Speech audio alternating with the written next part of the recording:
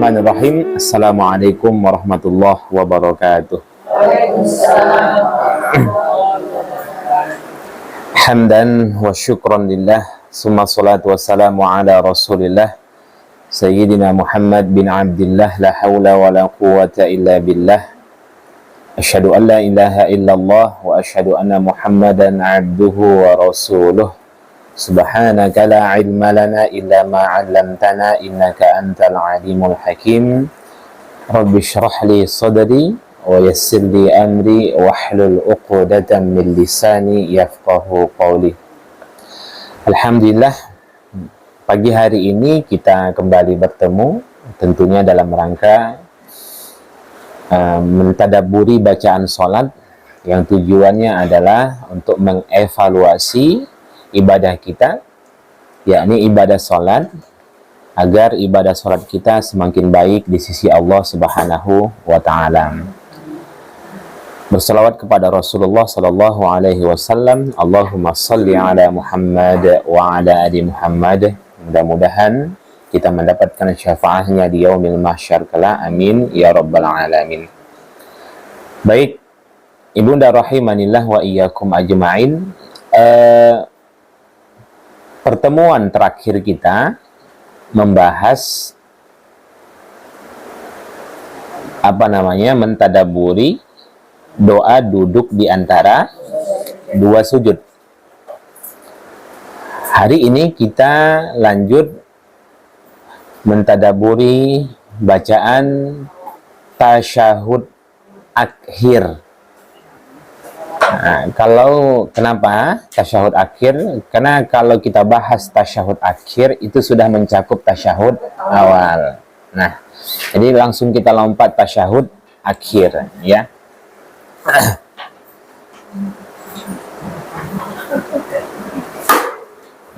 Nah, sebagai muqaddimah, dan ini sudah kita bahas sebelumnya ya Bunda, tidak perlu ditulis ya. Sebelum kita tafsirkan,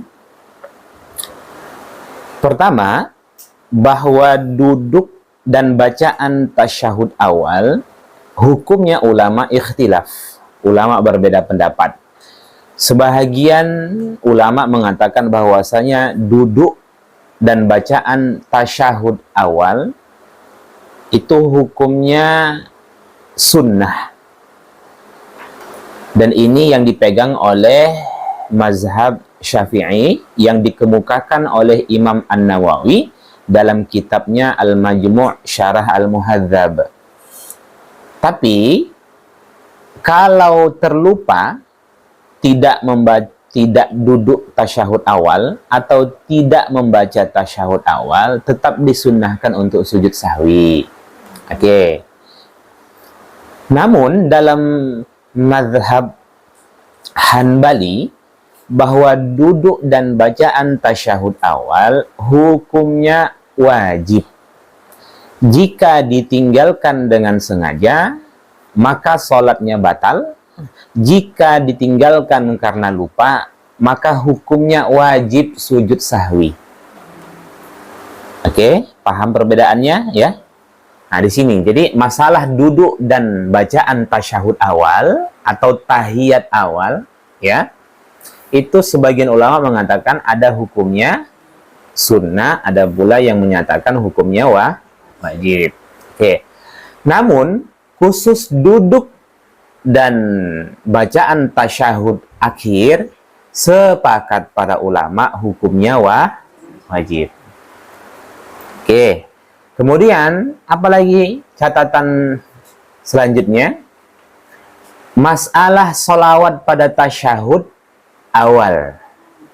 Kita kan kalau tasyahud awal, at-tahiyyatul mubarakatus sholawatut thayyibatu lillah. Assalamu alayka ayuhan nabiyyu wa rahmatullahi wa barakatuh. Assalamu alayna wa ala ibadillahis sholihin. Asyhadu an la ilaha illallah wa asyhadu anna Muhammadar Rasulullah. Oke. Sebahagian ulama berpendapat bahwasanya tidak boleh tasyahud awal itu ditambah dengan sholawat. Cukup sampai syahadat saja, sampai tasyahud saja. sebahagian ulama dalam mazhab Syafi'i yang dikemukakan langsung oleh Imam Asy-Syafi'i bahwasanya salawat itu hukumnya wajib. Jadi berarti ketika tasyahud awal, asyhadu an la ilaha illallah wa asyhadu anna Muhammadar Rasulullah, Allahumma salli ala Muhammad atau Allahumma salli ala Sayyidina Muhammad. Nah, jadi masalah salawat pada tasyahud awal, Ustadz, apakah kami perlu membaca salawat atau tidak? Ulama ikhtilaf. Namun dalam hal ini bagaimana cara kita menyikapinya? Cara menyikapinya yang terbaik adalah mengamalkan secara bergantian. Terkadang pakai sholawat, terkadang tidak. Nah, itu cara terbaik. Jadi, asyhadu an la ilaha illallah wa asyhadu anna Muhammadar Rasulullah, Allahumma sholli ala Muhammad. Nah, nanti sholat berikutnya nggak usah pakai sholawat. Sholat selanjutnya pakai sholawat. Sholat seterusnya nggak usah pakai sholawat. Itu cara yang terbaik yang dikemukakan oleh para ulama-ulama kita yang saat ini, maksudnya ulama-ulama kontemporer, bahwasanya mengamalkan secara bergantian itu lebih baik. Karena kan ulama ikhtilaf. Jelas sampai sini ya, Bunda? Nah, itu pun masih diperdebatkan, diperselisihkan. Nah, tapi kalau saya yang sebagian memang tidak ada bunyi redaksinya bahwasanya bacaan-bacaan tasyahud itu ada tambahan sayyidina. Iya kan? Namun dalam bentuk kehati-hatian, walaupun ada sebagian dari saudara-saudara kita yang menambahkan redaksinya dengan kata sayyidina, nggak perlu disalahkan. Tapi kalau saya yang ditanya, maka dalam bentuk kehati-hatian, dalam menghindari syubhat, maka saya tidak pakai sayyidina.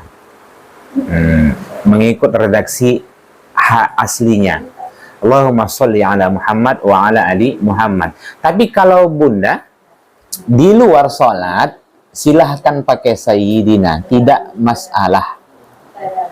Khusus di dalam sholat, dalam bentuk kehati-hatian, tidak perlu ditambah sayyidina. Jelas ya Bunda? Kenapa? Karena memang secara tegas Nabi mengatakan, Sallu kama ra'aitumuni usalli. Salatlah kalian sebagaimana kalian melihat aku sholat. Jadi jangan ditambahi, jangan pula dikurangi. Jelas ya Bunda? Nah, oke. Sampai sini ada yang tanyakan? Alhamdulillah sudah paham semuanya. Ya, sekali sampai sudah paham semuanya. Saya minum dulu lah Bunda.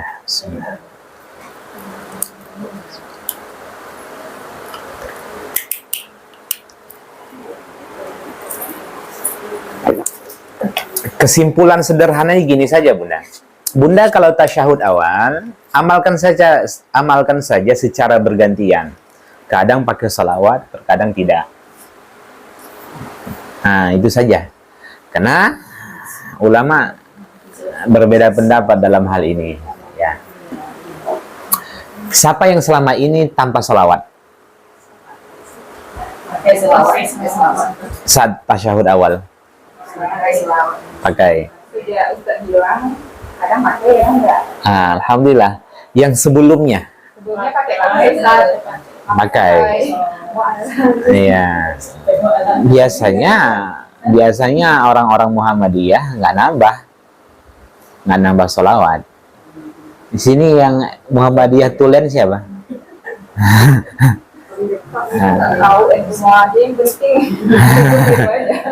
Ya, karena Muhammadiyah itu kan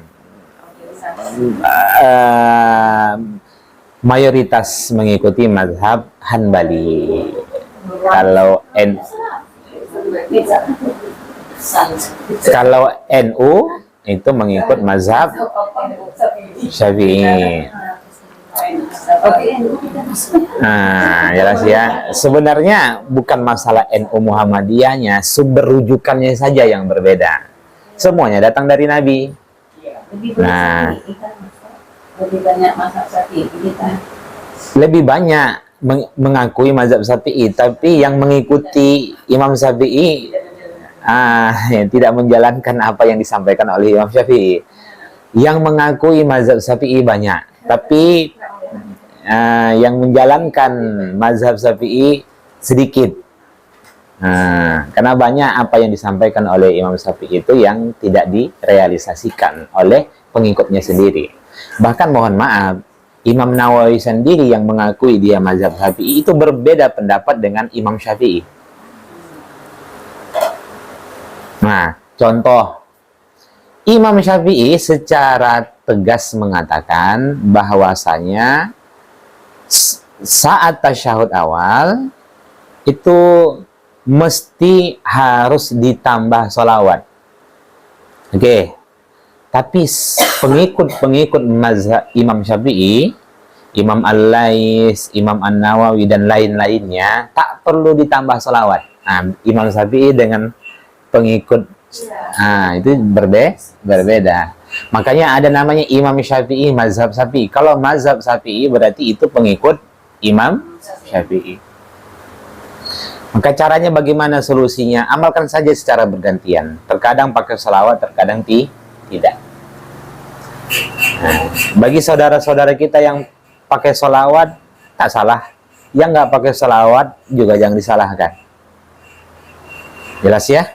Nah, baik, sekarang kita masuk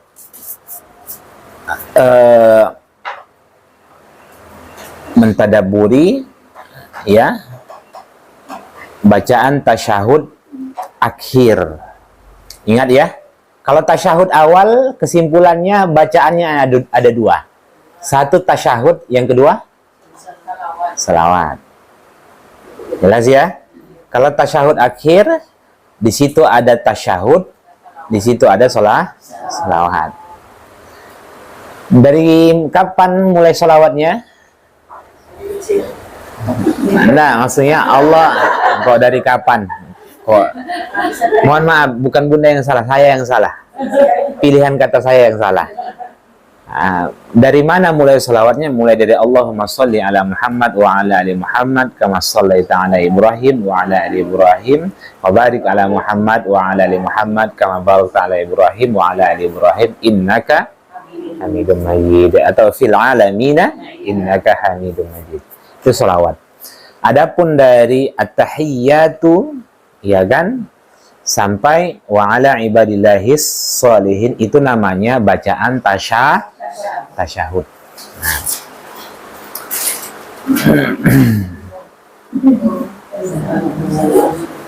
Baik, kita mulai ya.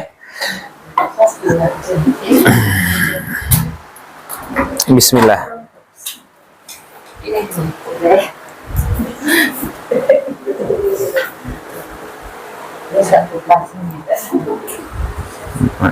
Tahiyyatu.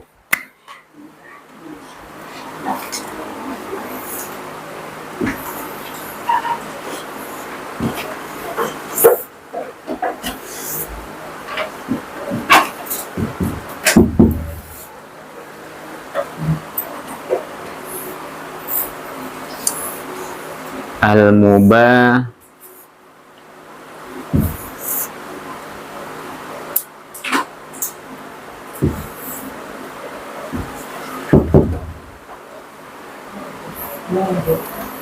saya pisah-pisah saja ya bunda. As-salawatu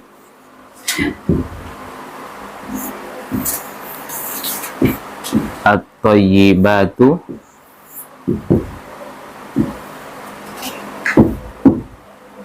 lillah.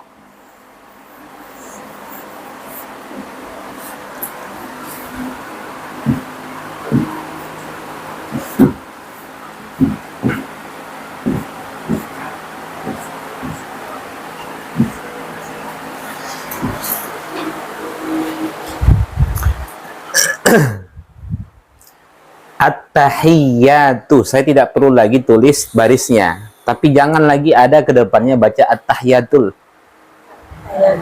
Nah, ini banyak nih. Mungkin di sini ada korbannya nggak? Jujur Bunda, at-tahiyyatul.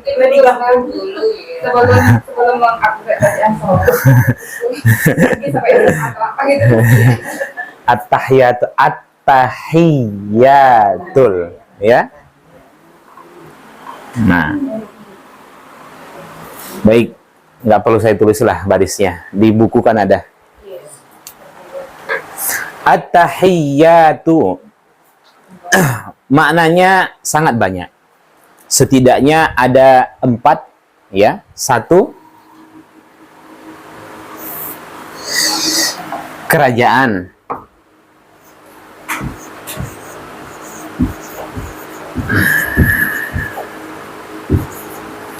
Kedua, keabadian.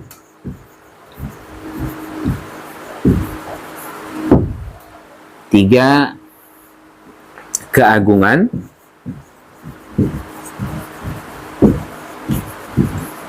Empat, selamat dari kekurangan.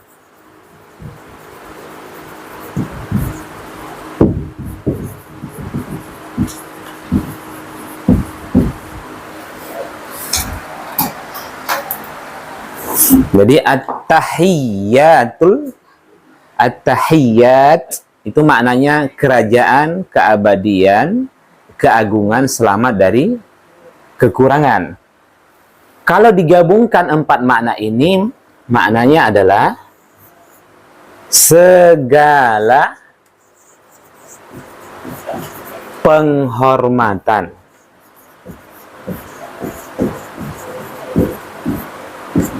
atau bisa juga diterjemahkan segala keagungan.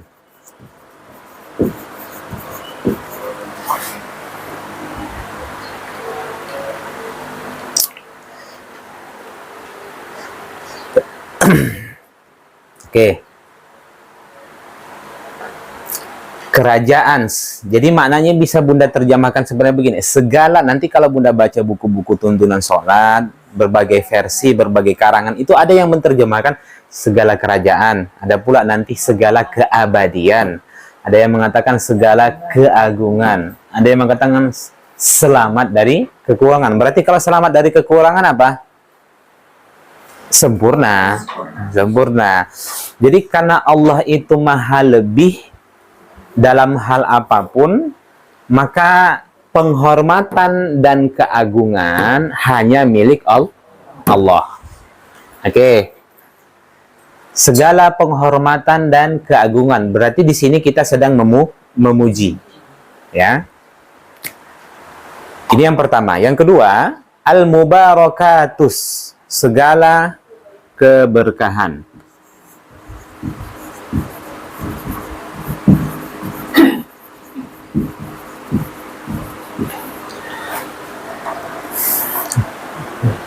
Sebelumnya kita telah sampaikan bahwasanya syarat berkah itu ada 2.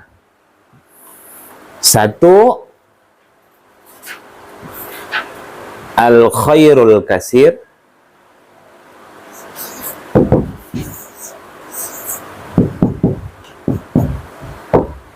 Kemudian daimun.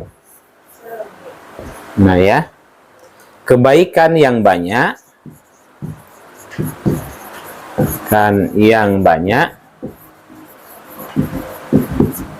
kemudian daimun, langgeng atau abadi.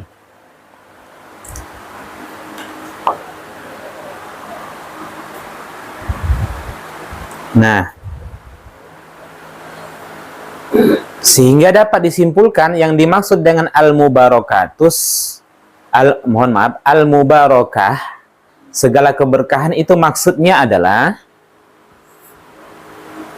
segala sumber kebaikan yang banyak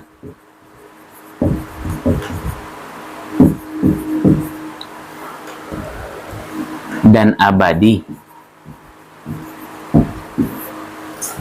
Nah,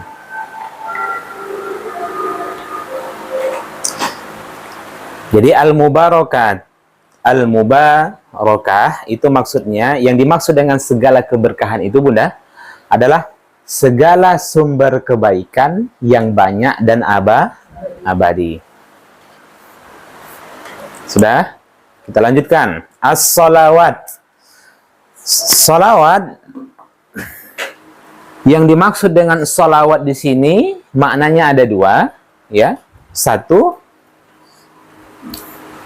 segala salat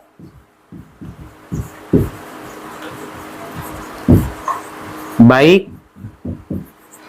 yang wajib maupun sunnah.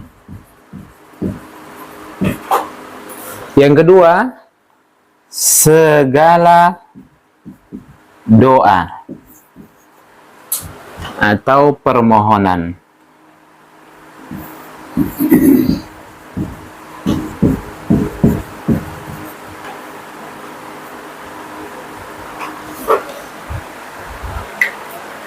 Nah, jadi sholawat itu Bunda maknanya ada dua. Bisa diterjemahkan sholat, bisa juga diterjemahkan doa. Jelas ya? Segala sholat baik yang wajib maupun sunnah, dan segala doa. Kemudian at-thayyibat, segala kebaikan.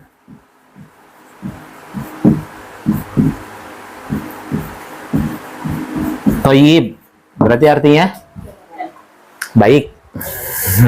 Segala kebaikan, yang dimaksud dengan segala kebaikan di sini adalah segala amalan yang baik, atau juga bisa dimaknai dengan ibadah.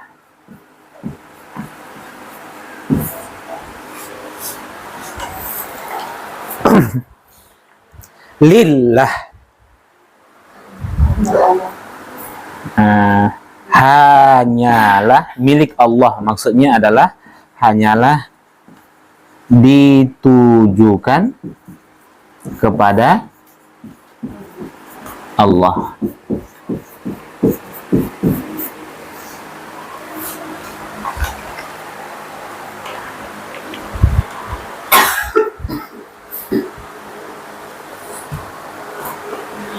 Wah. Lihat. Pertama, at-tahiyyat saya buat nomornya ya. 1 2 3 4. Ini tidak.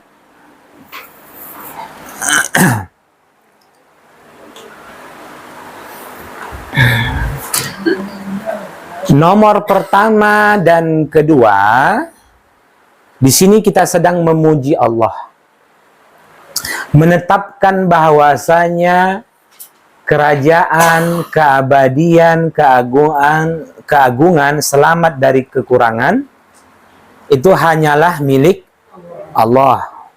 Satu.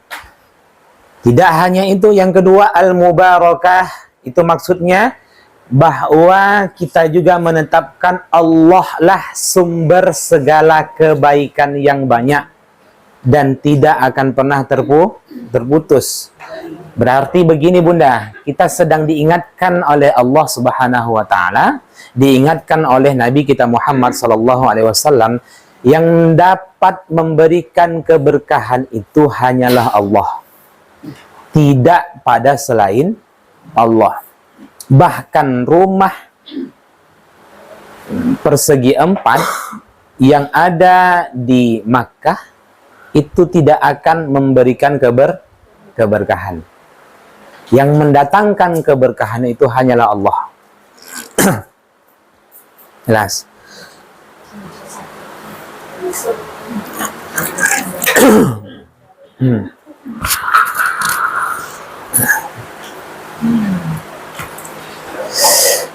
Saya rasa kita ini semua sudah paham karena di sini sudah lama ngajinya kan. Nah, bahkan duluan Bunda dulu ngaji baru saya kan.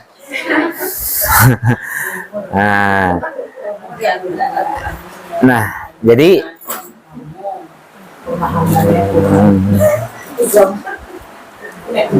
bertabarruk kepada pohon itu nggak boleh. Kepada batu boleh? Nggak boleh. Kepada Ka'bah boleh? Boleh. Kepada Ka'bah boleh bertabarruk. Ya kan? Tapi sadarin bahwasannya yang mendatangkan keberkahan itu bukan batu itu. Tapi Allah. Bertabarruk, mencari keberkahan kepada orang yang soleh, itu boleh. Tapi sadarin bahwasanya yang mendatangkan keberkahan itu bukan sosoknya sebagai manusia, tapi Allah. Nah, hari ini kita melihat orang kalau sudah sampai pada tahap kelewatan batas, dia kalau keyakinannya menganggap bahwasanya keberkahan itu datang dari manusia, maka muncul nanti fanatisme atau fanatik. Muncullah Walid kan? Ya kan? Jadi seakan-akan itu bukan hanya di situ saja, bahkan banyak ya yang terlalu fanatik ya, bahwasanya masyarakat kita kepada seorang ustadz sampai pada tahap mengkultuskan, seakan-akan kalau sudah dekat dengan dia pasti masuk surga. Itu salah. Ya. Baik. Kemudian as-salawatuh, segala salat, baik yang wajib maupun sunnah. Berarti kita sedang diingatkan bahwa semua salat kita wajib ditujukan kepada Allah. Kan di akhirnya kan lillah. Ingat Bunda, di antara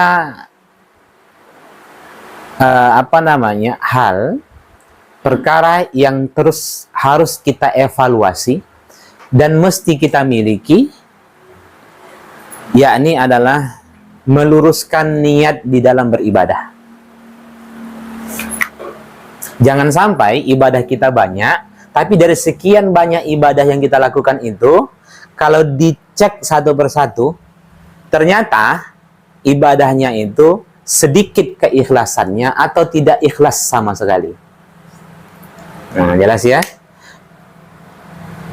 Dalam hidup ini, kita sebagai manusia memiliki keterbatasan dari segala sisi. Sepakat dulu, iya? Ya. Keterbatasan dari sisi usia. Gak lama lagi kita Bunda hidup. Sudah setengah abad kita lalui. Supaya kita supaya nggak nyindir yang lain, gitu kan? Sudah setengah abad kita lalui. Apalagi keterbatasan dari sisi fisik. Ada masanya Bunda, kita tidak akan bebas lagi ke sana dan kemari. Ada masanya itu. Sebentar lagi. Kemudian keterbatasan dari kemampuan materi. Ya kan? Oleh karena keterbatasan-keterbatasan itu, kita harus memiliki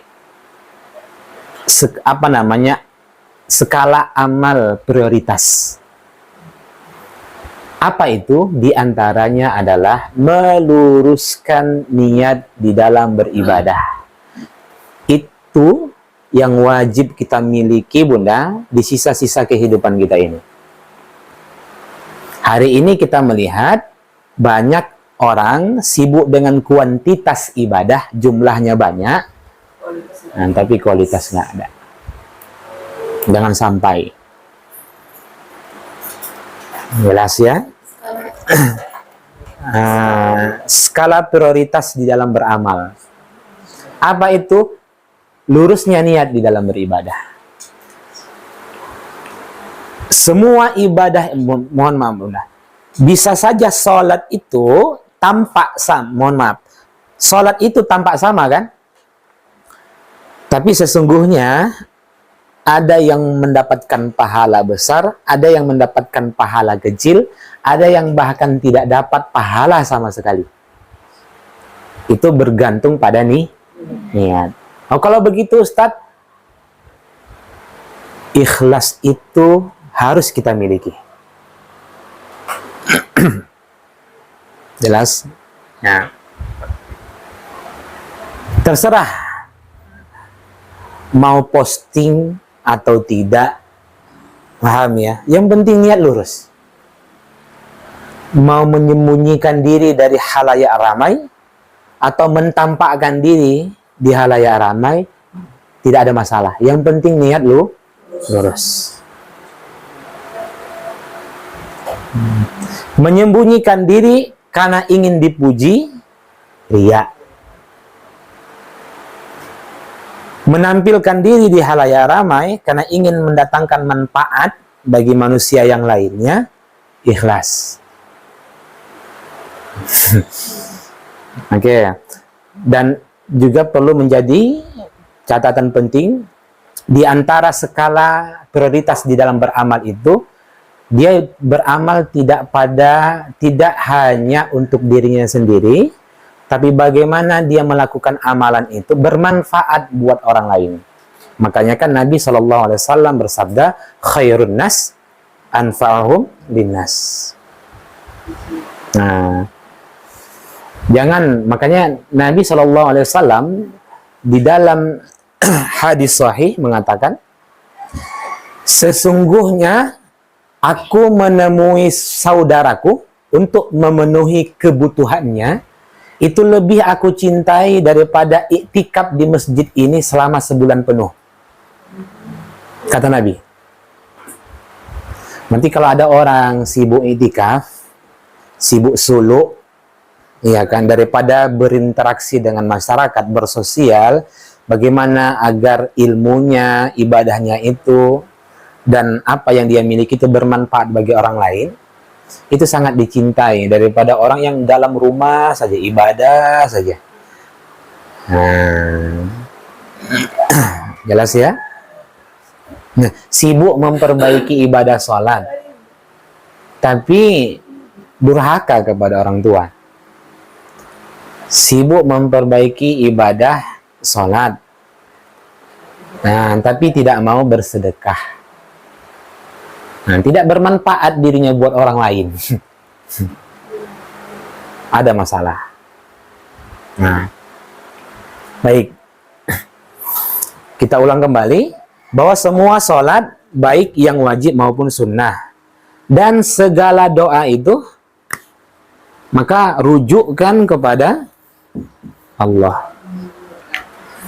Ini akibat pagi-pagi masuk gorengan, Bunda.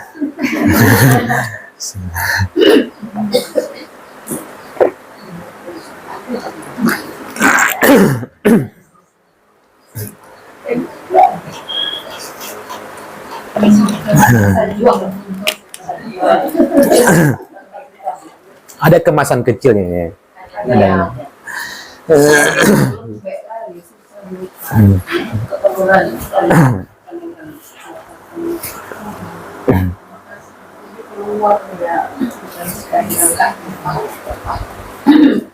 Ya, lanjut.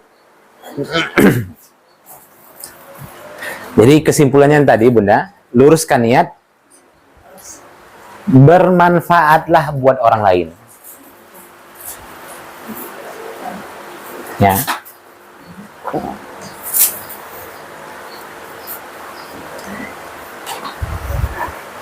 Ini sekilas ada 4 yang Bunda harus miliki. 1, niat lurus. Yang kedua, Sama lah itu bunda, niat lurus sama ikhlas. Bermanfaat buat orang lain. Oke. Yang ketiga, prioritaskan amalan wajib. Sudah? Apa amalan wajib itu? Ya sholat, puasa Ramadan, haji, zakat. Mendidik anak menjadi anak yang solehah itu wajib. Jangan sampai ngaji ke sana kemari, tapi anak tidak dididik. Itu padahal prioritas wajib. Oke. Kemudian yang keempat, lakukan amalan itu secara berkesinambungan. Insya Allah selamatlah kita. Jadi jangan sampai ibadah itu dijamak takdim bunda. Baca Quran, sholat, zikir, sekian banyak, tapi setelahnya terputus dalam waktu yang lama. Itu namanya ibadah di jamak takdim. Jangan udah. Jadi lebih baik bunda baca Quran satu hari itu 2 ayat, tapi tiap hari. Daripada baca Al-Quran satu hari sampai 5 lembar, tapi terputus beberapa hari. Nah, itu sebagaimana nasihat Rasulullah kepada Abdullah bin apa tuh, lupa saya, bin Al-As ya kalau tidak salah. Beliau mengatakan begini, wahai Abdullah, jangan engkau seperti si fulan yang dulu biasa mengerjakan sholat malam tapi sekarang tidak. Nasihat Rasulullah kepada Abdullah. Berarti Rasulullah itu mencela orang-orang yang dulu itu sibuk beribadah tapi terputus ibadahnya. Intinya gini, jangan beribadah musiman. Hari ini kita melihat orang sibuk untuk bagaimana supaya berangkat umroh kembali, tapi dia tidak bagaimana dia tidak berusaha agar menjaga amalan umroh itu sampai di tanah air. Yang ada sibuk untuk berangkat. Sibuk untuk, ya Allah pertemukan saya dengan bulan Ramadan. Nah, tapi dia lupa menjaga amalan Ramadan itu. Nah, ya sedih ya. Ingin bertemu dengan bulan Ramadan tahun depan, ya. Tapi menjaga amalan Ramadan itu tinggal. Jangan sampai. Lanjut. At-thayyibat.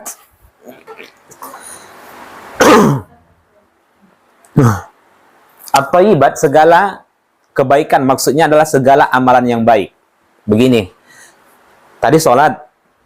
Yang kedua doa. Berarti serta seluruh atau semua amalan baik yang kita lakukan. Apa itu?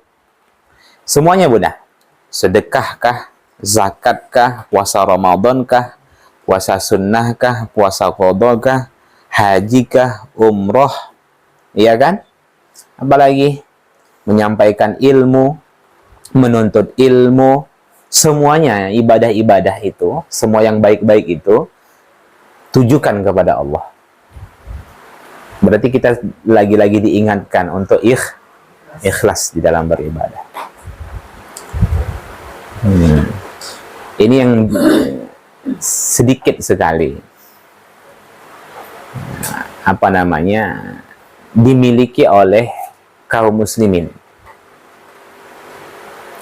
Mohon maaf, bahkan penyakit-penyakit ini juga menjangkiti para ahli ilmu. Maka hati-hati bunda.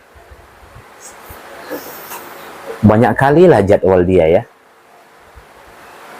Jadwal ceramahnya. Kenapa nggak aku aja yang seperti itu? Kenapa dia yang dipanggil di situ? Kenapa nggak aku? Padahal sama-sama menyampaikan kebaikan. Ya harusnya kalau dia menyampaikan kebaikan, saudaranya menyampaikan kebaikan, senang dong. Kenapa harus iri? Kan tujuannya untuk kebaikan. Ngapa harus rebutan jadwal? Nah, iya kan? Jadi banyak muridnya, padahal orangnya menyampaikan ilmu biasa-biasa saja. Kita bagus, yang kita sampaikan itu berkualitas, tapi murid sedikit. Kok dia ya? Hati-hati bunda. Itu hasad itu namanya. Wa min syarri hasidin. Kita berlindung kepada Allah Subhanahu wa taala dari keburukan orang yang hasad apabila dia hasad. Bahwa ada orang yang dengki tapi dia tidak dengki. Ada? Ada orang yang dengki tapi tak dengki? Tapi ayat itu wa min syarri hasidin idza hasad. Dan dari keburukan orang yang dengki apabila dia dengki. Berarti ada orang yang dengki tapi tidak dengki. Maksudnya begini, orang yang hasad itu terkadang sebatas tidak senang saja atas nikmat yang diterima oleh orang lain. Tapi ada pula orang yang hasad itu sampai pada tahap mengganggu orang lain. Yang dimaksud dengan ayat itu adalah yang kedua. Hasad sampai pada tahap mengganggu orang lain. Menggibah, fitnah, mencuri, begal, rebut pasangan orang. Nah, ya kan? Nyantet, sihir. Ya, itu hasad sampai pada tahap mengganggu orang lain. Tapi kalau sebatas nggak senang aja lah aku sama dia, tapi nggak buat apa-apa dia. Kenapa nggak suka? Yang penting nggak suka lah aku. Kenapa nggak suami dia itu suamiku? Contoh. Padahal jelek orangnya. Ya kan contoh. Atau wajah, ya kan, istri cantik, awak tampan, istri pas-pasan gitu. Kenapa nggak istri ya sama aku gitu? Sebatas tidak suka, tapi dia nggak buat apa-apa. Paham ya? Dia nggak berusaha untuk menggoda, menyakiti dan lain sebagainya. Orang yang seperti itu mengikis amalnya. Jelas ya? Kenapa orang hasad? Karena dia tidak bersyukur atas nikmat yang dia terima. Intinya itu, Bunda. Kalau sedikit kita terima, kita bersyukur, kita nggak akan benci dengan nikmat yang diterima oleh orang lain. Cuman karena dia tidak bersyukur atas nikmat yang dia terima, muncullah sifat hasad itu. Nah, lanjut. Jadi, at-tahiyyatul mubarakatus sholawatut thayyibatu lillah. Segala kerajaan, segala penghormatan, segala keagungan, segala keberkahan, segala salat baik yang wajib maupun sunnah, serta segala doa, serta segala amalan baik apapun itu milik Allah. Maksudnya adalah ditujukan kepada Allah. Kembalikan kepada Allah. Karena itu miliknya Allah.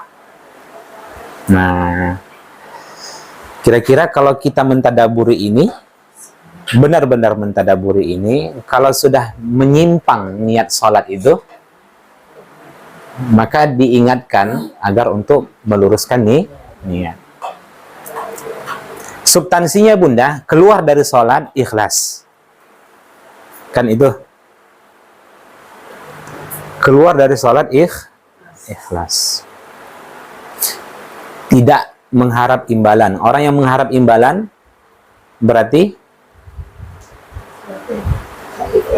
tidak ikhlas. Iya kan? Diangkatnya anak. Rupanya anak itu dewasa nggak peduli dengan dia. Kemudian keluar ucapan, kamu udah saya kasih makan selama ini. Nah, kamu sudah saya didik selama ini. Mana balas budimu? Berarti tidak ikhlas. Terserah orang mau balas budi atau tidak. Yang penting kan semua yang kita baik kita lakukan itu dinilai pahala oleh Allah. Mau manusia itu membalas atau tidak, terserah. Nah, yang penting tidak rugi kalau seseorang melakukan kebaikan. Nah, terserah pasangan kita itu memenuhi hak kita atau tidak. Yang penting hak dia kita tuh tunaikan.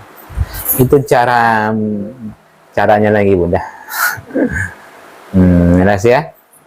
Terserah hak kita sebagai orang tua ditunaikan oleh anak kita atau tidak. Yang penting hak mereka kita tuh tunaikan. Karena setiap masing-masing akan dimintai pertanggungjawabannya atas kewajibannya masing-masing. Hari ini banyak orang berhenti melakukan kebaikan karena tidak ada dibalas dengan kebaikan. Malaslah selama ini capek bantu dia aja, nggak ada ucapan terima kasihnya sepatah kata pun. Iya kan? Ucapan terima kasih gitu kayak akhirnya berhenti melakukan kebaikan. Salah, Bunda. Berarti itu tidak ikhlas. Teruskan niat. Sampai sini ada yang tanyakan? Jadi at-tahiyyatul mubarakatus salawatut thayyibatu lillah. Hujamkan itu ke dalam hati. Ya. Kita bersedekah. Masalah sedekah itu ya kan dimanfaatkan atau tidak, tapi kan niat kita untuk bersedekah, mendapat pahala kita. Ya.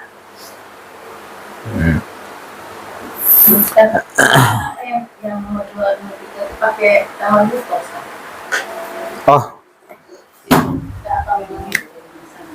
Al-mubarakatuh sholawat ini pakai tadun kalau salah. Tamaftuha, Bunda. Tamaftuha. Salah. Ya kan dalam hari bersaksi ya. Mana, Bunda? Kalau yang pakai Tamar butoh. Tamar butoh kan Komariah Al-Islam Komariah pakai tamar. Memang kerangka tulisannya seperti itu, Bunda. Ya. At-tahiyyatul mubarakatus sholawatut thayyibatu lillah. Kalau disambung sini kan itu juga kita. Iya. Ada? Sama halnya seperti doa iftitah sebelumnya, Bunda. Inna sholati wa nusuki wa mahyaya wa mamati lillah. Lagi-lagi sholatku, seluruh ibadahku, matiku, hidupku hanya milik Allah. Penting, Bunda. Kenapa? Begini. Karena kaedah dalam beribadah yang benar itu, Bunda harus penuhi dua hal. Satu, innamal a'malu binniyat. Yang kedua, man 'amila 'amalan laisa 'alaihi amruna fahuwa raddun. Bukan hanya tata caranya yang benar, tapi niat ibadahnya juga benar. Kalau niat ibadahnya benar, tata cara ibadahnya salah, tertolak. Kan gitu. Kalau tata cara ibadahnya benar, niatnya juga salah, maka tidak bernilai ibadah itu. Itu harus dipegang kuat-kuat tuh. Iya? Jadi gampangnya begini.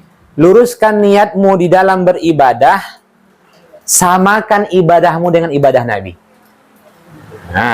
Selamatlah itu. Saya ulang kembali. Luruskan niatmu dalam beribadah, samakan ibadahmu dengan ibadah Nabi. Oke. Kemudian apa lagi? Jangan campurkan ibadah itu dengan dosa. Paham? Contoh gini, kalau ingin berangkat haji dan umroh, maka pastikan harta itu harta halal. Jangan campur adukkan dengan harta haram. Oke. Kalau ngaji ya ngaji, jangan gibah orang. Itu mencampurkan ibadah dengan dosa. Kalau sedekah dengan harta yang halal, jangan dengan harta haram. Jangan campurkan ibadah itu dengan dosa. Bunda ngaji, gak enak ustadznya atau gak enak ustadzahnya. Saya baca zikir pagi lah. Nah, boleh? Nggak boleh, Bunda. Paham tak paham? Bunda saat itu dituntut untuk menghadiri majelis ilmu. Maka fokuslah untuk ngaji. Jangan dicampur adukkan. Jadi lakukan ibadah itu pada saat dituntutnya ibadah itu untuk dilakukan. Itu kaedahnya itu. Kalau Bunda saat ini ingin ngaji, tapi di rumah orang tua Bunda, suami Bunda, anak Bunda sangat butuh dengan Bunda, tinggalkan ngaji. Karena saat itu dituntut bagi Bunda untuk melayani mereka. Jelas. Jadi jangan buat, jangan menjawab azan baik, zikir itu baik, baca Quran baik, sholat baik, tapi sholat di waktu azan nggak baik. Paham? Itu kaedahnya tuh. Karena yang dituntut pada saat itu apa? Menjawab azan. Nah, jadi kalau lakukan amal itu saat dituntutnya amal itu untuk dilaksanakan ya.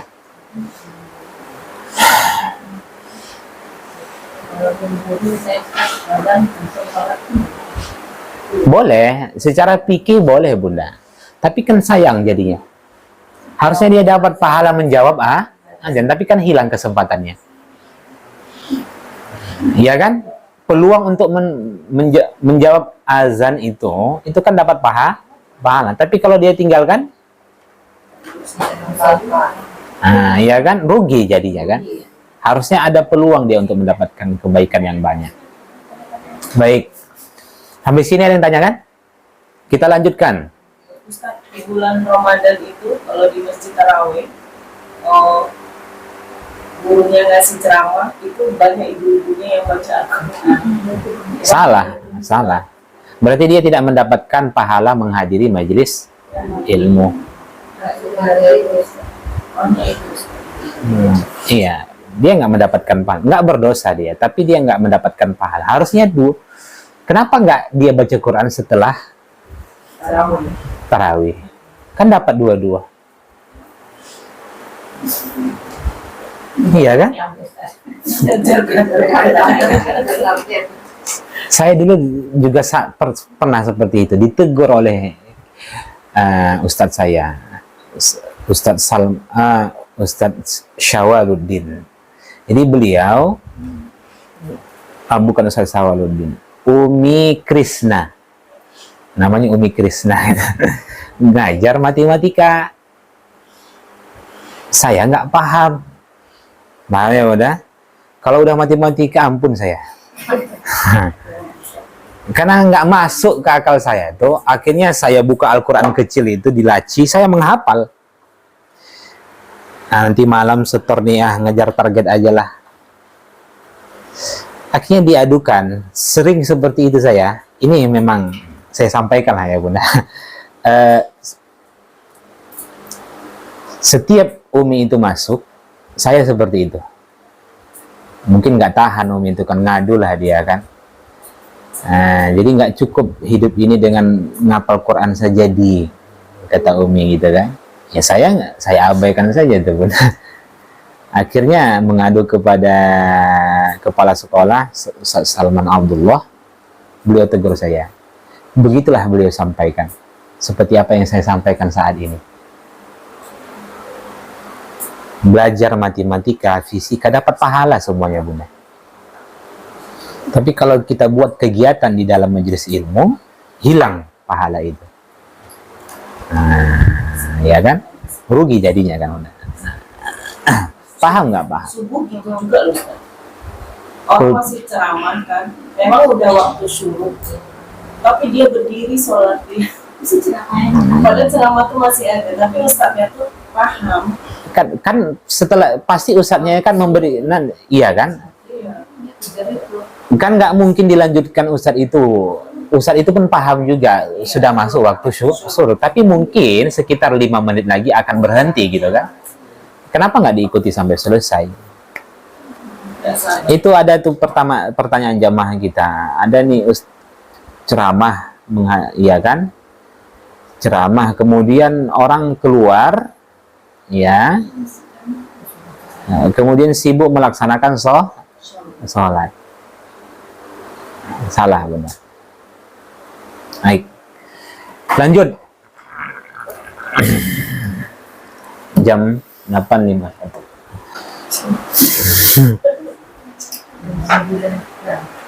Mana? Ngapa sudah?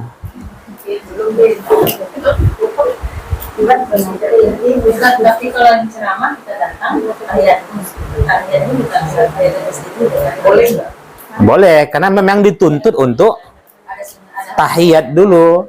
Kan saat itu masuk masjid itu dituntut bagi kita untuk melaksanakan salat sunnah tahiyat. Kan gitu. Jangankan itu, sedangkan khotib Jumat naik ke mimbar, kita masuk, ya kan? Maka pada saat itu disegerakan, disunnahkan, tetap dianjurkan untuk melaksanakan sunnah tahiyatul masjid, tapi dengan ringan. Dengan ringan itu apa? Ya nggak usah baca surah panjang, cukup yang wajib-wajib saja. Jangan langsung duduk gitu. Tengah-tengah rawat itu kan yang utama. Hah? Tengah-tengah rawat itu, saya waktunya itu tinggal yang dari ya rawatib Bunda. Karena sholat sunnah tahiyatul masjid itu masih diperselisihkan. Karena kan bunyi sholat 2 rakaat. Iya kan? Apabila kalian masuk ke masjid, jangan duduk sebelum melaksanakan sholat. Tidak disebut sholat sunnah tahiyatul masjid. Paham ya? Jadi ada yang ulama yang mengatakan kalau yang penting dia sholat sunnah. Nah, iya kan? Berarti itu sudah bagian dari sholat tahiyat. Iya.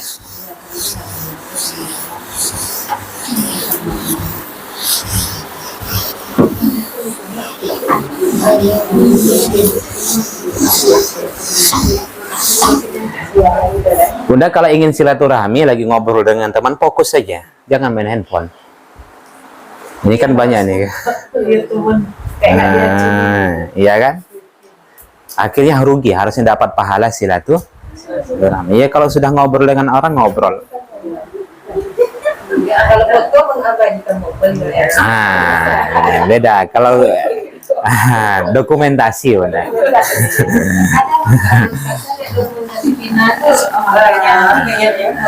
Ya,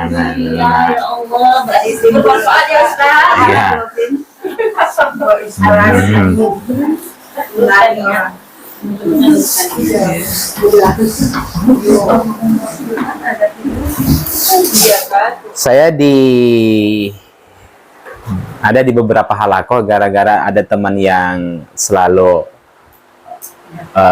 online, tapi dari Instagram pribadinya banyak yang ikut Bunda. Kan jadi dapat jariah tuh. Bagusnya memang secara pakai akun pribadi. kalau untuk mengajak orang gitu kan. Karena mungkin kalau kita posting di YouTube atau di mana-mana, ya kita aja yang lihat gitu kan. Tapi mungkin kalau Instagram, oh enak ya nampaknya ngajinya ya, orang ikut jadinya. Nah, itu beberapa halakoh seperti itu, semakin banyak, ya kan, gara-gara Ustadz, saya gara-gara lihat postingan ini gitu.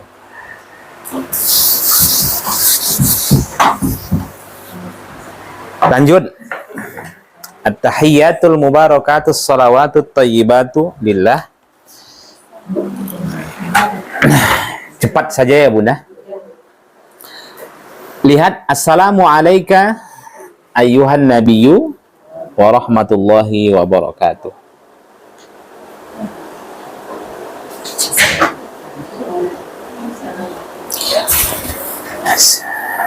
Semua kita sudah tahu artinya. Assalamu alayka, salam untukmu wahai Nabi.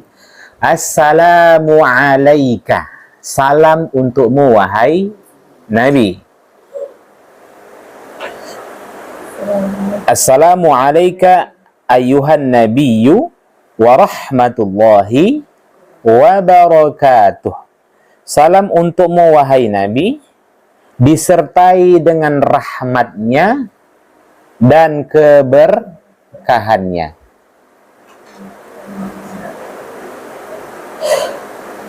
Ada 3 maknanya Bunda. 1, ketika kita mengucapkan assalamu alayka ayyuhan nabiyyu wa rahmatullah wa barakatuh, maknanya ada 3. 1, memohon kepada Allah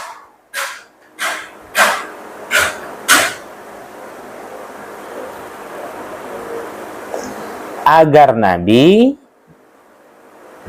diberikan keselamatan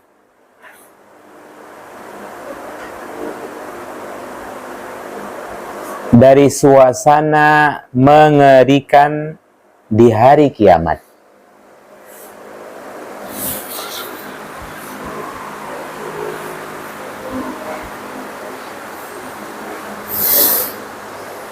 Kita minta doa kepada Nabi atau kita yang mendoakan Nabi?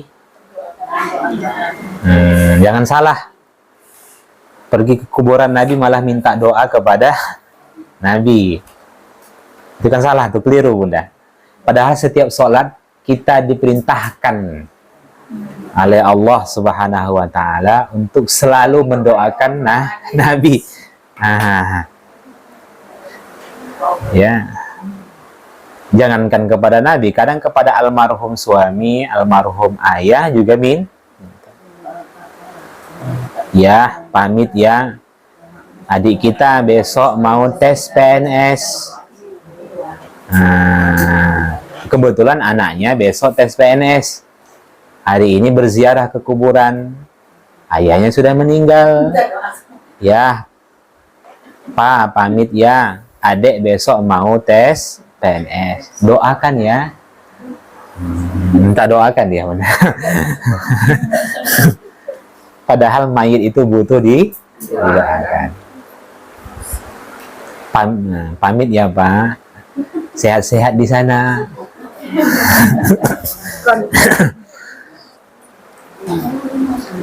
Yang kedua, mendapatkan segala apa yang ia inginkan, mendapatkan segala apa yang ia inginkan.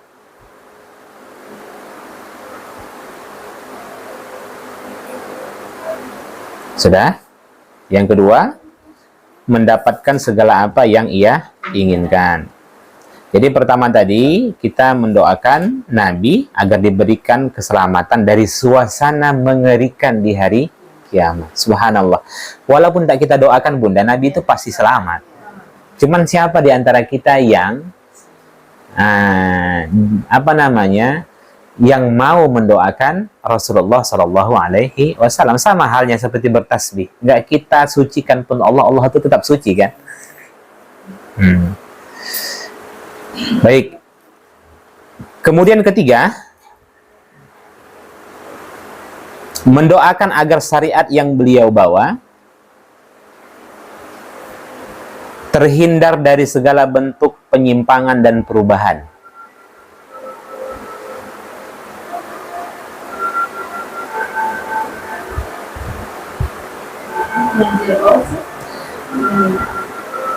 Mendoakan agar syariat yang beliau bawa terhindar dari segala bentuk penyimpangan dan perubahan.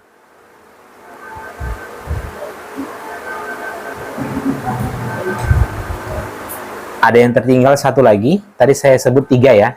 Tambah satu lagi 4. Penyimpangan dan perubahan. Yang keempat, mendoakan agar banyak pengikutnya dan terus berkembang ajarannya.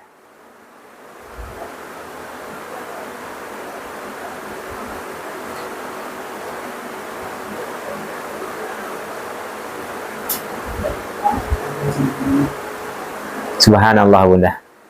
Berarti orang yang tak sholat itu, dia enggan untuk mendoakan Rasulullah. Iya kan? Orang yang tak sholat berarti dia sedang meninggalkan Nabi. Orang yang tak sholat berarti dia sedang meninggalkan Allah dan Rasulnya. Orang yang tidak sholat berarti dia tidak mau mendoakan Rasulullah. Nah, gitu. Jadi assalamu alaika ayyuhan nabiyyu wa rahmatullah wa barakatuh. Baik, lanjut. Assalamu alayna wa ala ibadillahis shalihin.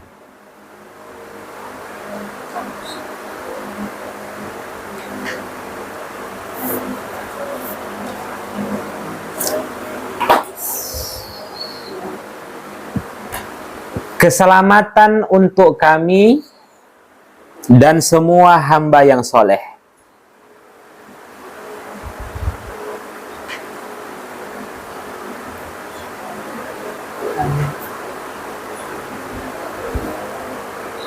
Sudah?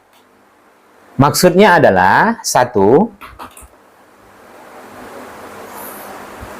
mendoakan diri kita agar selamat di dunia dan di akhirat.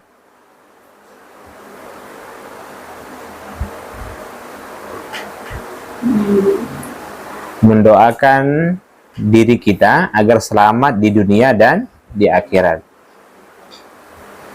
Yang kedua, mendoakan semua yang hadir ketika sholat. Mendoakan semua yang hadir ketika sholat agar selamat di dunia dan di akhirat.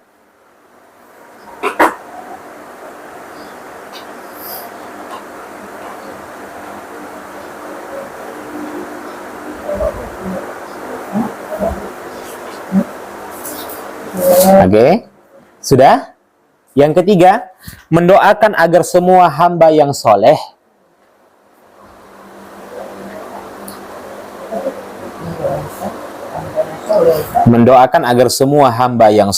baik hidup ataupun sudah wafat,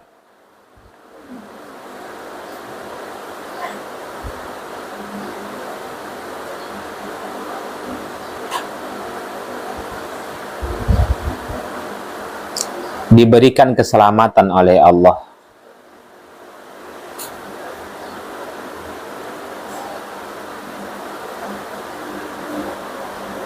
Nah, kira-kira ada yang baru sadar bahwa ketika dia membaca wa'ala ibadillahis sholihin, itu sesungguhnya dia sedang mendoakan dirinya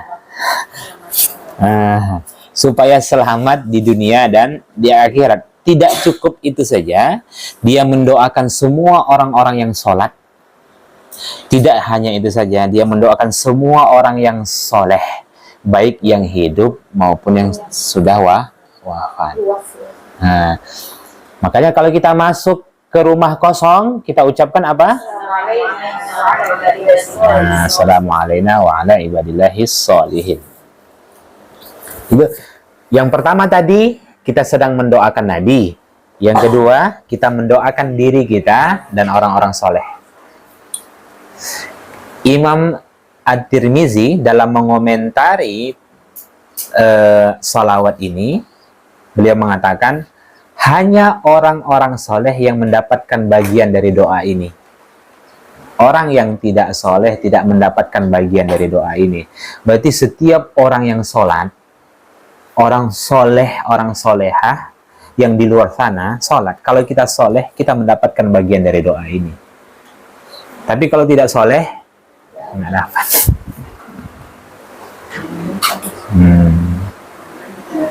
Bunda?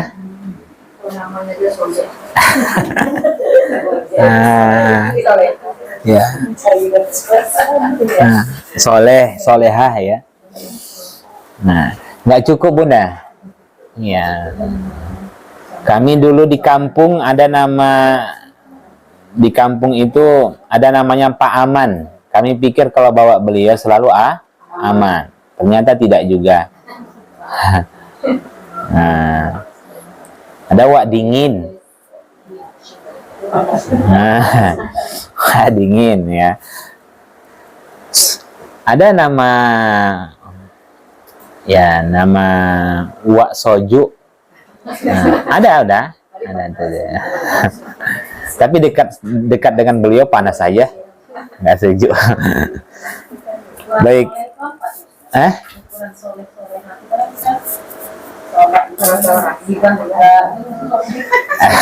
Jujur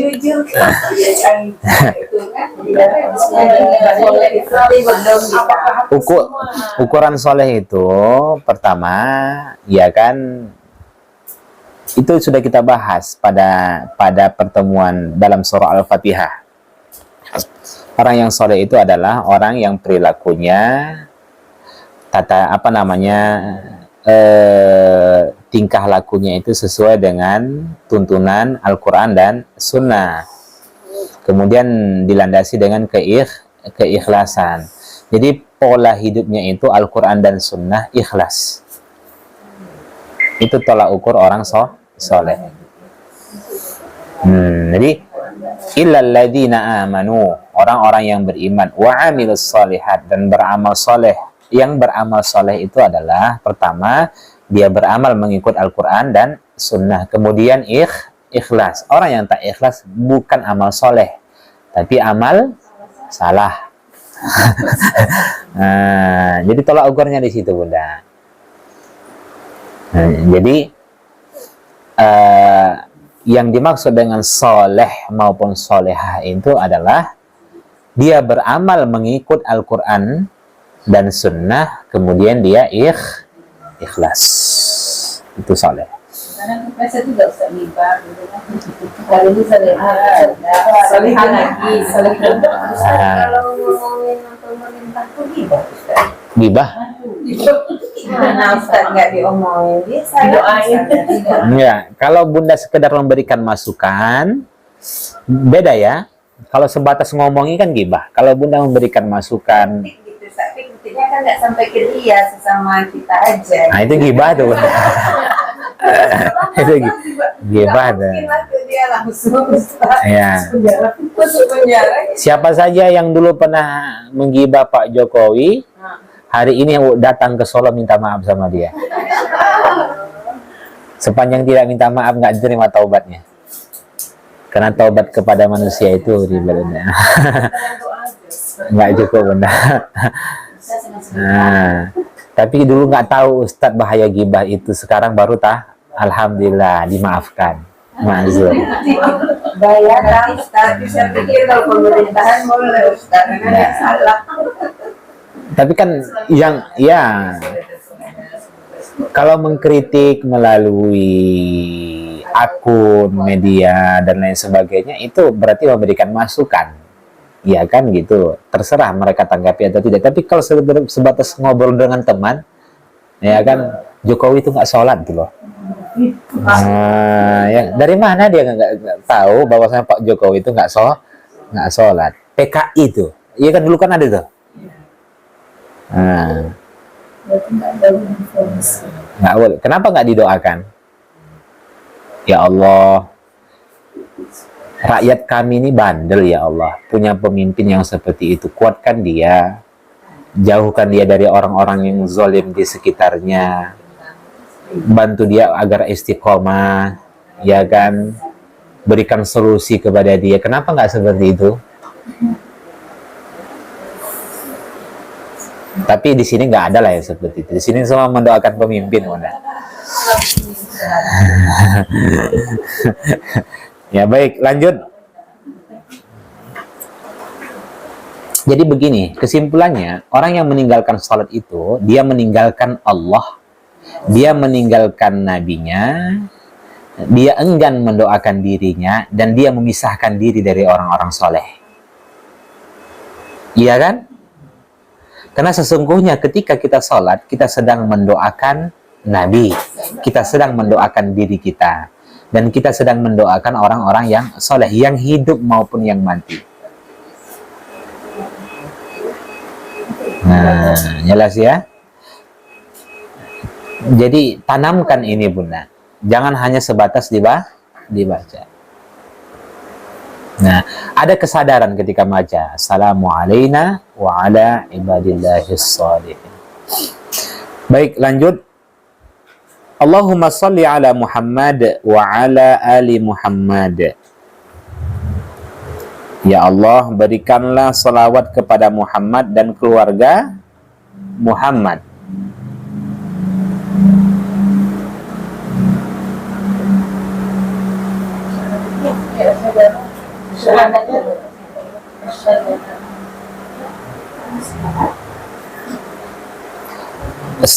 Wa ala ibadi asyhadu an la ilaha oh ya.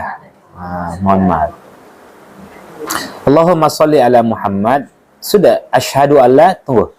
Asyhadu an la ilaha illallah wa asyhadu anna Muhammadar iya. Mohon maaf. Lupa. Asyhadu an la ilaha illallah wa asyhadu anna Muhammadar Rasulullah. Maknanya, saya rasa semua sudah paham ya, Bunda. Aku bersaksi. Apa? Coba lanjutkan. Maknanya apa? Sebelum, kira-kira apa maknanya? Bunda, untung sajalah saya lupa namanya. Kalau tidak,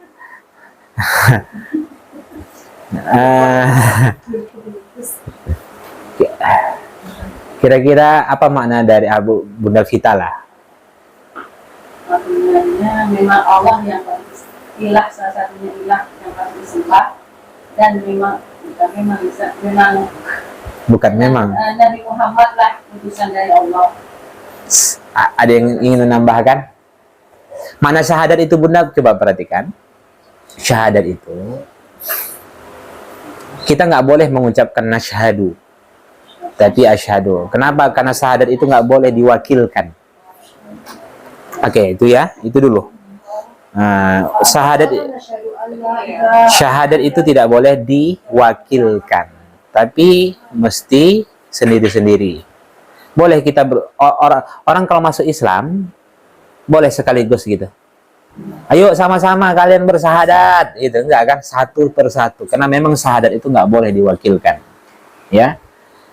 Makanya nggak boleh ada domirna di situ sebenarnya. Mesti asyhadu. Ya. Yang kedua, bahwasanya yang berhak diibadahi dan disembah hanyalah Allah. Itu ya, yang dimaksud dengan syahadat. Yang ketiga, bukan hanya itu, tapi meniadakan sesembahan selain Allah. Paham perbedaannya? Yang pertama tadi, yang berhak untuk diibadahi hanyalah Allah. Yang kedua, meniadakan sesembahan selain Allah. Paham perbedaannya? Jangan sampai beribadah kepada Allah, tapi di sisi lain masih melakukan kesyirikan.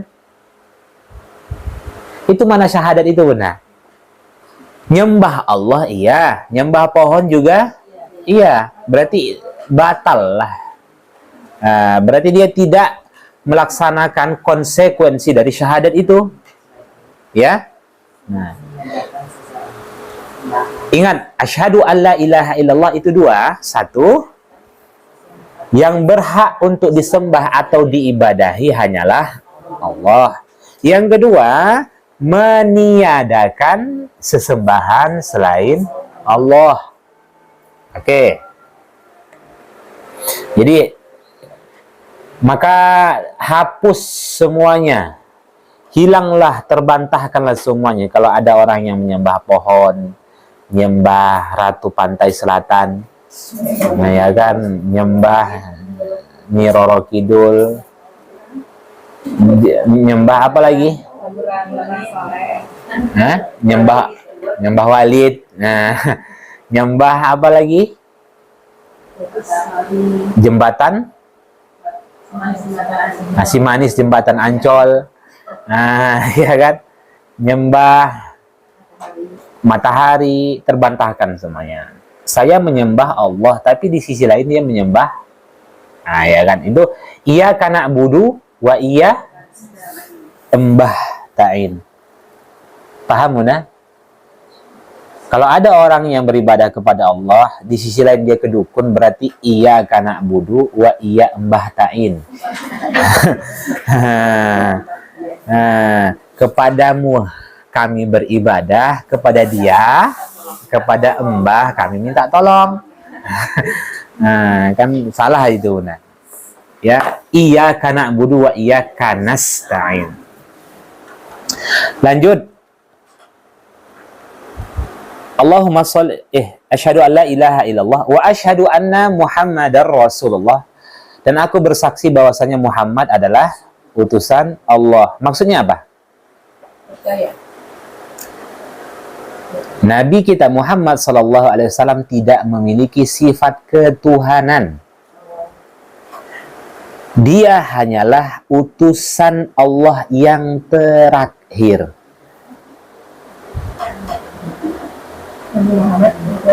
Tidak memiliki sifat ketuhanan.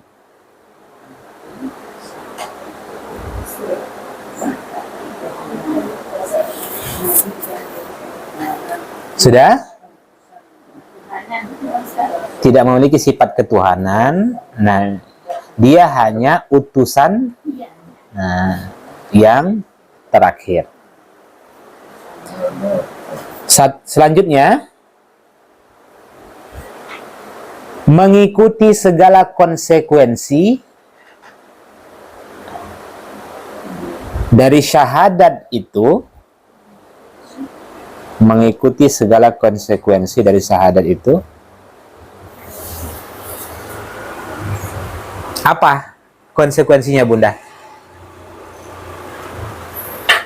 Ayo, saya ajak Bunda berpikir nih. Apa konsekuensinya? Berarti ikut Al-Quran, ikut sunnah, itu konsekuensinya, Bunda.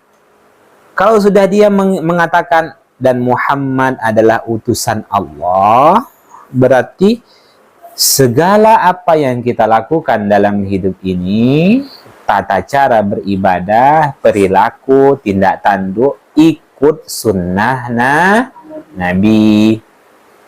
Itu konsekuensi dari syahadat, Bunda. Banyak orang yang bersahadat tapi perilakunya bertolak belakang dengan Rasulullah Sallallahu Alaihi Wasallam. Tapi kalau ternyata Ustadz selama ini belum kami aplikasikan, perlukah kami syahadat ulang? Nggak perlu. Tinggal niatnya saja dibenarkan. Paham ya?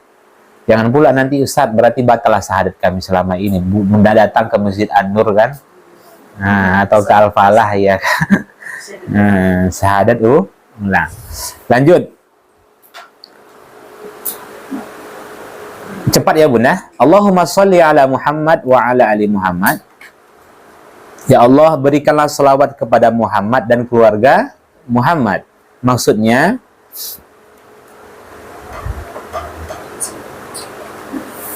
pujilah Muhammad dan muliakan dia,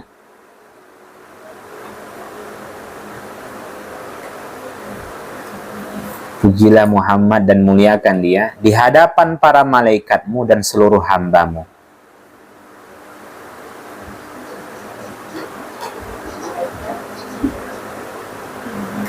pujilah Muhammad dan muliakan Muhammad di hadapan para malaikatmu dan seluruh hambamu.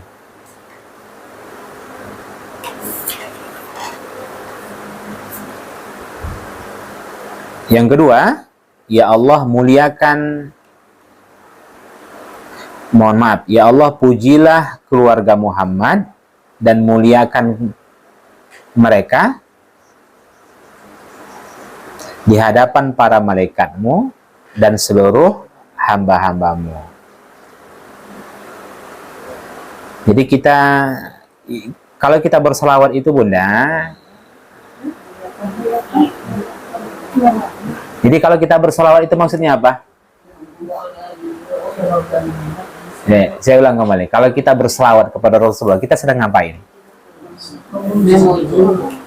Sedang mendoakan. Kita kan memohon kepada, iya kan?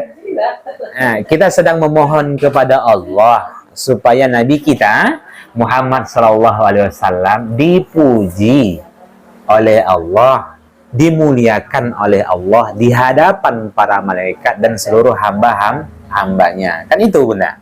Selama ini orang nggak tahu. Allahumma sholli, yuk berselawat. Allahumma sholli ala Muhammad. Apa salawat itu? Yang dia tahu salawat itu supaya dapat syafaat, Ustaz. Tapi dia nggak tahu apa makna salawat itu. Ya. Baik. Yang dimaksud dengan keluarga di sini siapa? Istri, anak, ya kan, dan seluruh umat Rasulullah yang bertakwa. Paham nggak Bunda? Jadi terjadi khilafiyah, tapi mayoritas mengatakan keluarga Muhammad itu di situ maksudnya adalah semua hamba-hamba yang soleh maupun solehah. Itulah termasuk keluarga Rasulullah Sallallahu Alaihi Wasallam. Jelas ya? Termasuklah hari ini yang menjadi keturunan Rasulullah yang soleh maupun solehah, syarif atau syarifah. Allahu a'lam Bunda. Jelas. Kita juga termasuk keluarga Rasulullah. Sepanjang kita mengikuti sunnah Rasulullah Sallallahu Alaihi Wasallam. Kama sallaita ala Ibrahim wa ala ali Ibrahim, sebagaimana engkau telah memberikan selawat kepada Ibrahim dan bagi keluarga Ibrahim. Berarti kita sedang memohon kepada Allah Bunda. Kama sallaita ala Ibrahim wa ala ali Ibrahim. Sebagaimana engkau ya Allah telah memberikan selawat kepada Ibrahim dan kepada keluarga Ibrahim. Jadi begini, lihat Bunda, berarti kita sedang memohon kepada Allah agar Nabi kita Muhammad SAW dipuji dan dimuliakan oleh Allah serta keluarganya, sebagaimana ya Allah engkau telah memuji dan memuliakan Ibrahim dan keluarganya. Nah, bagaimana ya Allah engkau memuliakan Nabi Ibrahim dan keluarganya, seperti itulah ya Allah muliakan Nabi kami Muhammad Sallallahu Alaihi Wasallam. Itu maksudnya. Bagaimana cara Allah memuliakan Nabi Ibrahim? Apa bentuk kemuliaan Nabi Ibrahim? Mendirikan Ka'bah. Selain mendirikan Ka'bah apa lagi? Anak keturunannya soleh. Apa lagi? Istrinya solehah. Apa lagi? Diberikan mukjizat. Apa lagi? Tahu yang bentuk kemuliaan yang terbesar yang diberikan oleh Allah kepada Nabi Ibrahim? Mampu mengorbankan segalanya demi Allah. Mampu mengorbankan segalanya demi Allah. Itulah bentuk kemuliaan yang terbesar yang diberikan oleh Allah kepada Nabi Ibrahim. kita balik. Nah, balik Bunda gini. Mampu mengorbankan Allah demi segalanya. Benarlah bahwasanya nikmat yang terbesar itu bukanlah apa yang engkau terima, tapi ucapan alhamdulillah itu. Nah, paham nggak? Allah berikan taufik kepada kita mengucapkan alhamdulillah dengan mobil yang kita terima. Sesungguhnya nikmat terbesar itu apa? Bukan mobilnya, tapi ucapan alhamdulillahnya. Iya kan? Karena diberikan taufik oleh Allah. Betapa banyak orang yang diberi nikmat, tapi lisannya tidak memuji Allah. Betapa banyak orang yang diberikan musibah, dia mencela, memaki, tapi tidak memuji. Makanya Fudail bin Iyad pernah mengatakan, di antara bentuk salah satu aku bersyukur kepada Allah di saat aku mendapatkan musibah adalah Allah memberikan taufik kepadaku untuk beristirja. Aku bersyukur. Aneh saja orang bersyukur dapat musibah. Ternyata apa bentuk syukurnya? Sebesar apapun musibah yang dia terima, dia tetap mengucapkan inna lillah wa inna ilaihi raji'un. Jadi amal soleh itu Bunda nikmat terbesar, syukurin. Bunda hadir jam 7.30 di sini, gerimis lagi, nanti nikmat terbesar tuh. Jelas ya. Nah, segelintir orang yang mampu seperti Bunda ini, iya kan? Nggak apa-apa, kembang kupingnya, ngembang hidung nggak apa-apa, karena memang itu sesuatu yang perlu disyukurin. Dulu waktu Bunda gadis, mau nggak Bunda ngadiri majelis ilmu seperti ini?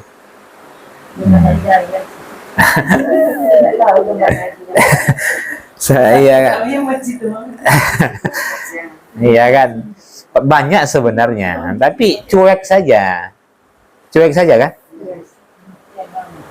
Ya, tapi kadang kita evaluasi Bunda, muhasabahkan, ya Allah iya ya, kok bisa lah aku bisa menjaga sholat, sempurna menutup aurat, baca Quran, jam 7.30 ngaji, bahkan setiap hari aku ngaji.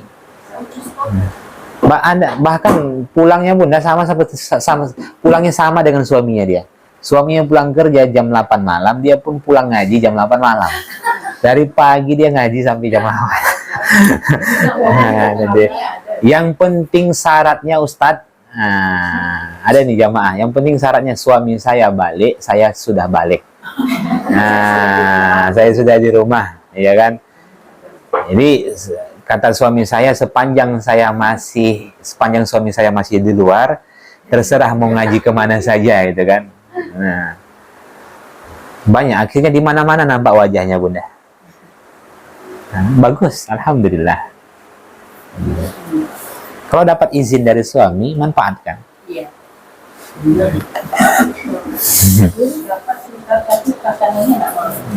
Mudah. Tapi saya melihat problematika saat ini, ketika istri-istri itu sudah pada ngaji, paradigmanya sudah berubah, sudah bertentangan dengan suaminya.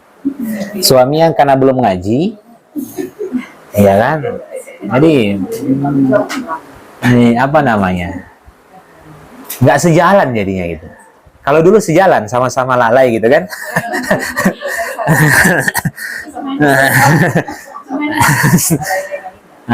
Dulu sejalan Ustaz, sama-sama lalai gitu kan. Sekarang sudah ngaji ini, ya udah. Nasihat-nasihat tipis saja udah. Nggak, jangan menggurui. Nasihat-nasihat tipis. Artinya ajaklah suami untuk ngadiri majelis ilmu. Malam kan bisa kajian, nggak harus, kalau dia nggak mampu intensif atau rutin setidaknya kajian umum sepekan sekali di masjid, di musola. Ya, ya kajian menjelang sholat zuhur, setelah sholat maghrib, ya supaya satu visi dan misi. Nah, satu frekuensi. Hari ini kita lihat karena para istri itu sudah sibuk belajar, suami tidak, sibuk bekerja, akhirnya kan. Ada yang malah sok pintar pula suaminya. Ustaz, setiap saya pulang, Ustaz, ini yang dia bilang, setiap saya pulang ke rumah selalu tanya, apa yang kamu dapatkan dari Ustaz tadi? Ditanya terus gitu kan. Padahal suami saya itu nggak tahu apa-apa gitu kan. Cuma sosok nanya saja gitu. Ya. Baik, lanjut. Terakhir, kama barak ta'ala Ibrahim wa ala ali Ibrahim, sebagaimana engkau memberkahi, mohon maaf, wa barik ala Muhammad wa ala ali Muhammad. Ya Allah, berkahi Muhammad dan keluargamu Muhammad. Wa barik ala Muhammad wa ala ali Muhammad. Ya Allah, berkahi Muhammad dan keluarga Muhammad. Sudah? Saya tidak lagi terjemahkan Bunda. Saya tidak lagi sampaikan apa makna dari berkah ya. Berarti maksudnya apa?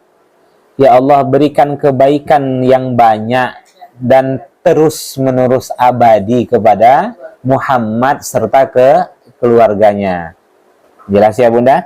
Berarti di kalimat ini kita lagi-lagi mendoakan Nabi. Ya Allah, berikan kebaikan yang banyak kepada Rasulullah, dan terus-menerus, tidak habis-habisnya. Tidak ada habis-habisnya, tidak terputus. Demikian juga kepada keluarganya.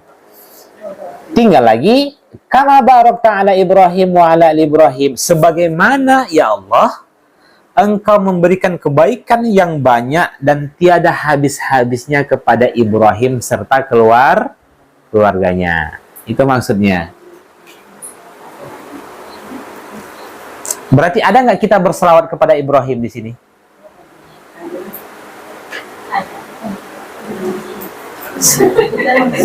Nggak ada, Bunda. Kita hanya mau berselawat kepada Rasulullah, tapi meminta agar kebaikan yang diterima oleh Rasulullah itu sama dengan kebaikan yang diterima oleh Nabi Ibrahim. Itu dia. Nggak ada, Bunda. Oke? Fil alamina innaka hamidum majid. Di seluruh alam sesungguhnya engkau zat yang maha terpuji dan zat yang maha agung.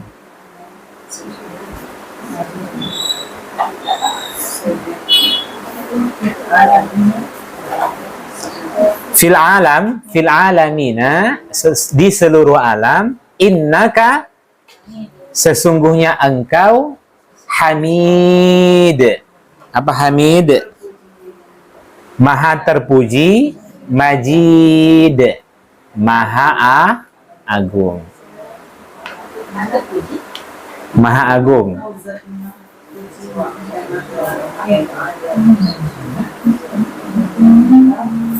Baik.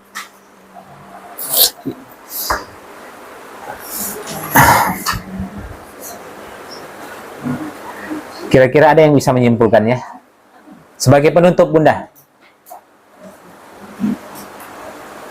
kalau kita membaca tasyahud akhir, kita sedang ngapain? Satu, kita sedang memuji Allah. Oke. Yang kedua, ingat pertemuan di awal tadi Bunda. Kita sedang memuji Allah. Yang kedua, kita sedang diingatkan agar ikhlas di dalam beribadah. Oke, ya kan? Kemudian yang ketiga, mendoakan Nabi.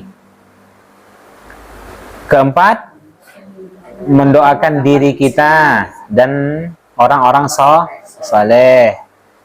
Kelima, mengikrarkan syahadat. Keenam, mendoakan Rasulullah, berselawat, ya kan? Sebagaimana Allah memberikan kemuliaan kepada Nabi Ibrahim. Kemudian kita mendoakan keberkahan kepada Rasulullah. Terakhir ditutup dengan memuji Allah. Iya kan? Nah, itu dia. Kalau dari awal, coba tampan lihat dulu buku tulisnya Bunda. Lihat. Innaka Hamidum Majid. Kita sedang ngapain? Memuji Allah. Oke. Wa barik ala Muhammad wa ala ali Muhammad kama barakta ala Ibrahim wa ala ali Ibrahim. Kita sedang ngapain? Bukan hanya mendoakan apa? Keberkahan kepada Rasulullah, seperti Rasulullah memberikan keberkahan kepada Nabi Ibrahim dan keluarganya. Oke.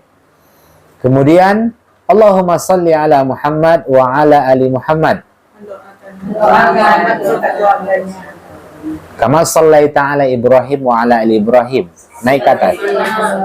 Kita sedang mendoakan Nabi Muhammad supaya apa? Dipuji dan dimuliakan sebagaimana Allah memuji Nabi Ibrahim dan memuliakan Nabi Ibrahim. Asyhadu an la ilaha illallah wa asyhadu anna Muhammadar Rasulullah. Mengikrarkan syahadat dan mengikuti segala konsekuensinya. Sudah. Naik ke atas lagi. Assalamu alayna wa ala ibadillahi salihin. Mendoakan diri kita dan semua orang-orang yang soleh. Assalamu alayka ayuhan nabi wa rahmatullah wa barakatuh.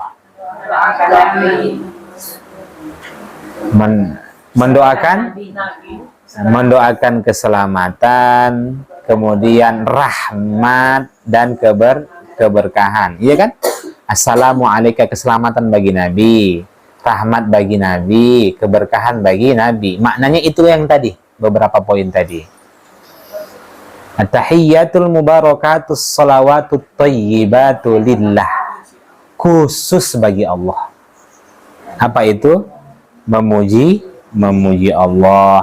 Kemudian apalagi kita sedang diingatkan agar semua sholat, doa, dan serta segala amal baik yang kita lakukan, niatkan karena Allah. Tujukan kepada Allah. Rujukkan kepada Allah. Alhamdulillah. Bunda nggak harus tahu terjemahnya. Yang penting kesimpulannya apa. Kalau Bunda baca gini, asyhadu an la ilaha illallah wa asyhadu anna Muhammadar Rasulullah, berarti saat itu Bunda sedang diingatkan bahwasanya yang berhak untuk diibadahi itu hanyalah Allah. Tiadakan ibadah selain Allah. Ikuti petunjuk Rasulullah. Itu maksudnya Bunda. Kalau kita lagi sholat itu, Allahumma sholli ala Muhammad wa ala ali Muhammad. Berarti kita sedang memohon kepada Allah agar Nabi kita Muhammad SAW dipuji dan dimuliakan sebagaimana Allah memuji dan memuliakan Nabi Ibrahim. Wa barik ala Muhammad wa ala ali Muhammad kama barakta ala Ibrahim wa ala ali Ibrahim. Kita memohon kepada Allah agar Nabi kita Muhammad diberikan keberkahan dan keluarganya juga sebagaimana Allah memberikan keberkahan kepada keluarga Ibrahim, kepada Nabi Ibrahim dan keluarganya. Innaka Hamidum Majid. Kita tetapkan bahwasanya Allah itu maha terpuji dan maha agung. Nah, kalau seperti itu dia sibuk di dalam sholat. Peluang untuk mengingat yang lain itu tidak sempat. Sangat kecil sekali dia untuk mengingat hal-hal yang lain. Tapi kalau dia baca tahiyatul barakatuh shalawatu thayyibatu lillahi assalamu alaikum assalamu alaikum wa rahmatullahi la ilaha illallah Muhammadur rasulullah sallallahu alaihi Muhammad wa sallallahu alaihi Ibrahim wa ala ali Ibrahim wa barik ala Muhammad wa ala ali Muhammad ka ala Ibrahim wa ala ali Ibrahim lil alamin innaka Hamidum Majid. Assalamualaikum warahmatullahi assalamualaikum warahmatullahi langsung masak.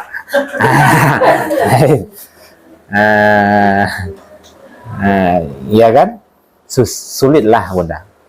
Gak dinikmati ibadah itu jadi. Ada yang ditanyakan? Kebetulan qadarullah ya. Kajian saya belum masuk. Masuknya awal Mei. Jadi ada yang bertanya? Apa sholatnya laki-laki dan sholat perempuan sama kan Ustaz? Iya. Pendapat yang paling rojih dalam mazhab Syafi'i, ada perbedaan, tapi menurut mayoritas ulama tidak ada perbedaan. Nah, itu dia. Ada lagi?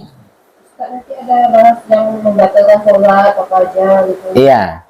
Nanti kita akan masuk pada selesai ini nanti tahiyat, tafsir salam. Nanti kita masuk hal-hal tiga poin. Hal-hal yang dimakruhkan dalam sholat, hal-hal yang dibolehkan di dalam sholat, hal-hal yang membatalkan sholat. Itu sebagai endingnya nanti Bunda. Nah ya, karena apa sih yang dibolehkan dalam sholat itu? Boleh nggak buka pintu saat sholat, ya kan? Nah, boleh nggak mengucapkan orang bersin yarhamukallah. Nah, atau saat Bunda bersin alhamdulillah. Nah, boleh nggak gitu kan? Nah, kemudian hal-hal yang lainnya. Boleh nggak Bunda bunuh hewan saat sholat? Nah, ya kan? Banyak. Hal-hal yang dimakruhkan dalam sholat. Boleh nggak bagaimana kalau saya sholat itu sampai pada tahap berpaling melihat tempat sujud, berpaling dari melihat tempat sujud, seperti membaca tulisan-tulisan yang ada di depan saya. Nah, ya kan, ya kan. Kalau tikus, katakan tikus, pas pula pantun teman, tikus mati dibungkus kain. Kalau putus, katakan putus, sama-sama cari yang lain. Nah, ya. Nah. Jadi nanti hal-hal yang dibolehkan, hal-hal yang membatalkan sholat akan kita bahas. Bagaimana tersingkap aurat, ya kan nanti. Mungkin 4 kali pertemuan lagi lah. 4 kali pertemuan lagi, insyaallah. Nah, ya. Sholat pakai intensi. Ya. Bagaimana sholat dalam keadaan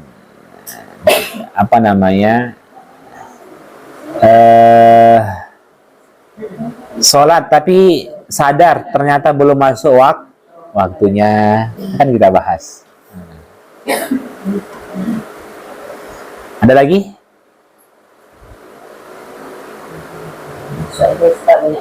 Nah, di luar materi juga boleh Bunda. Nah, baik. Alhamdulillah. Assalamualaikum warahmatullahi wabarakatuh.